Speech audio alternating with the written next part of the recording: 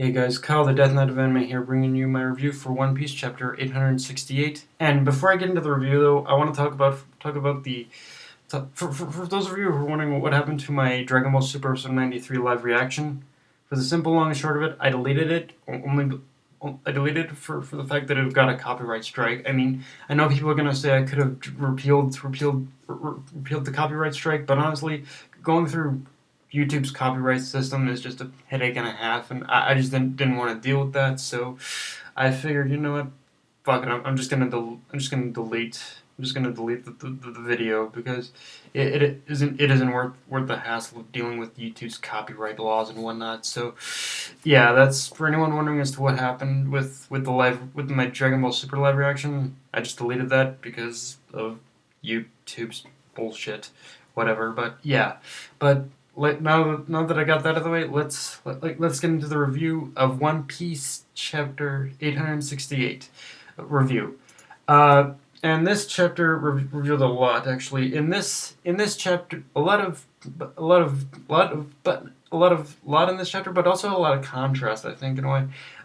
We learned that the beginning of the chapter, it takes place immediately where the last chapter left off with Big Mom eating her family, basically, still fucked up, and we get revealed that Struzan, and we get revealed that there were two people that they who witnessed it. One was a giant from Elbaf who after that basically returned to Elbaf and said, "Look, we just cannot mess with Big Mom. She'll pretty much eat us." And Struzan, who I'm not sure if many people even remember or not, but he's a little short dude with he's Big Mom's head chef, the little short dude. And it's fucked up in many respects to say that, like, this whole thing with what happened to Big Mom, it really kind of plays into a certain analogy that it only takes one person in order to change a person's destiny. Only takes one person in order to change another person's destiny, and in this case, it was two. Struzan, who we revealed was basically a cook and a former pirate, who approached Big Mom and said, "Hey, look, you can definitely make your dreams come true." However, he was essentially, if you think about it, he was essentially the one who twisted Big Mom's thinking. Like, he twisted it in a way where, yes, you can make your dream come true, but it was him that twisted her mind into thinking she actually had to do it by a lot more forceful means.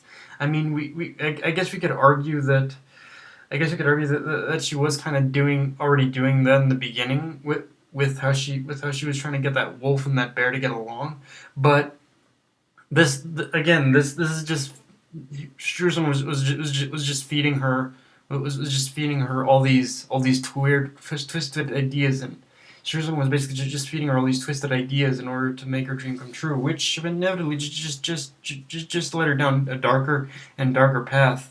And that whole thing with the giants who like it's I completely understand her, I completely understand her sympathies of wanting to reconcile with the giant race now. Like, the giants basically turned on her, more or less. Like, peop, the people, one of the races of people who she once considered her family, basically just turned on her, saying, we have to stay the fuck away from Big Mom.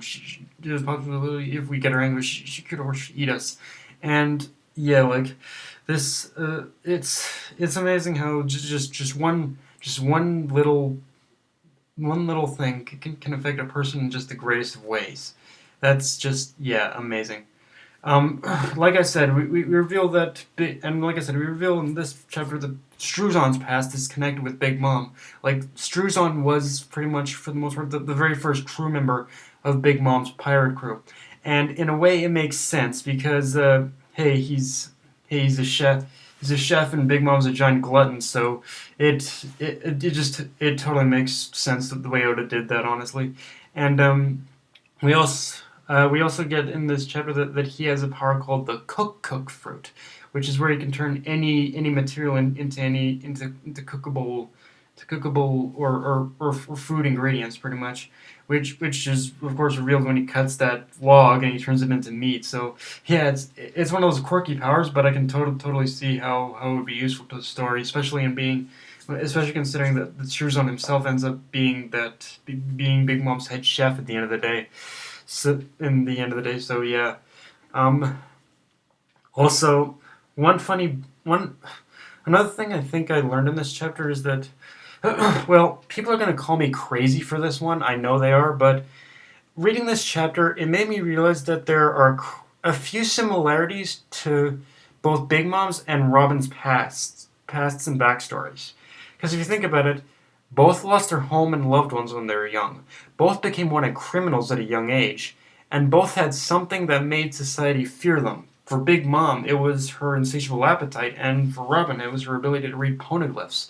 Like it is weird in many it's weird in that I know it's a very weird comparison, but the similarities are definitely there for me. I'm not sure how many of you guys think that too, but yeah, it's like but yeah, it is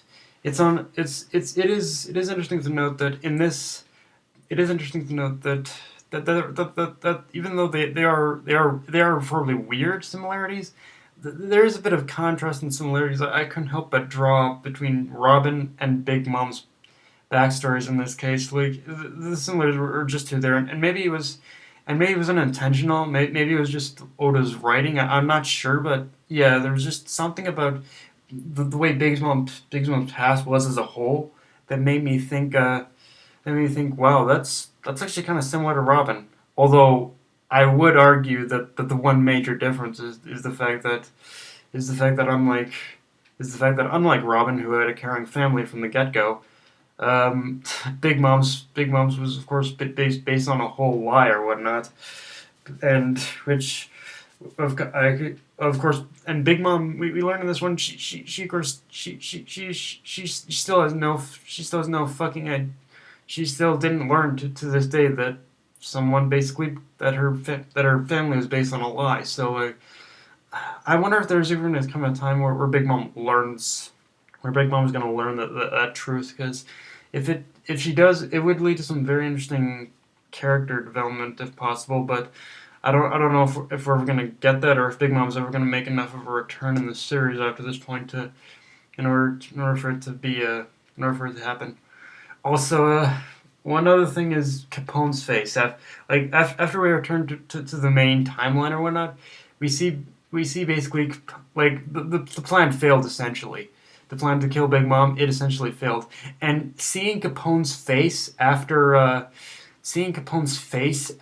he realized that the rocket launchers weren't working was like he had like a it was that very comical Oda style of comedy, and yeah, just seeing his face after he realized he fucked up was hilarious. And basically from here on, it's basically the whole plan to kill Big Mom is turned into an escape operation, like a well like the Straw Hats, fuck, like everyone realized that they failed to kill Big Mom, so now they're just trying to get out of there as fast as they can.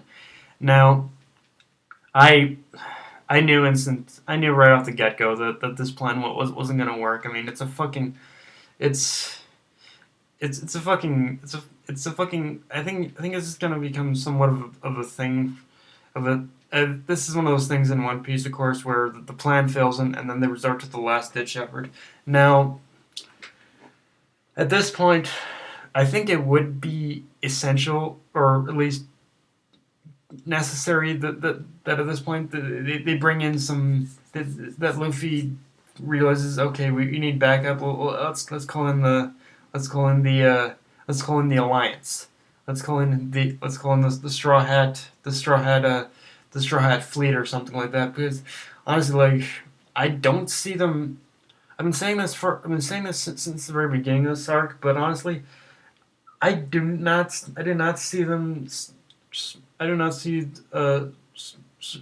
them surviving this at all unless they have some serious backup in fighting Big Mom. Like I, it's not now would be an essential time in order to call in the Straw Hat Fleet, and in order and it would be and think about it would be interesting in order to see in order to see how well the Straw Hat fleet and the Straw Hats work off each other. Because I mean, I just don't see how they're gonna how they're gonna get out of this alive. I know that big like fortress walking fortress thing showed up, but I think that'll only survive for so long. And yeah, I really want to see the Straw Hat fleet in action now. And maybe it's just I want to see the Straw Hat fleet in action, but yeah, I think now is a good time in order to call them in, and in order to test in order to test the strength of that alliance, in order to see just how far and to see just how useful it'll be against Kaido, I think too. So yeah, but yeah, but honest like if but of course at the same time I still see Luffy going in any other case I still see Luffy going toe to toe, going head to head, one on one with Big Mom again. I think I mean the only other time the only other thing on the other hand, maybe this could also be an opportunity in order to show a little Straw Hat teamwork by having all the Straw Hats go up against Big Mom, not just Luffy, because maybe this could be like one of those Oars situations where we see the Straw Hats teaming up rather than just Luffy, Big Mom, rather than Luffy taking on Big Mom alone. But I don't know. Knowing Luffy, he's probably gonna want to take Big Mom on by himself or something. But who knows? But yeah, guys, that's pretty much my review for One Piece chapter 868. Yeah, I'm sorry that this one was late, guys. It's just I I wasn't really feeling up to doing a review last. I know this came out last night, but I wasn't really doing a review, and yeah. But that's the review, guys. If you enjoyed the video, like, comment, subscribe, or follow me on Twitter and Facebook. That's not a anime. Signing off. Later, everyone.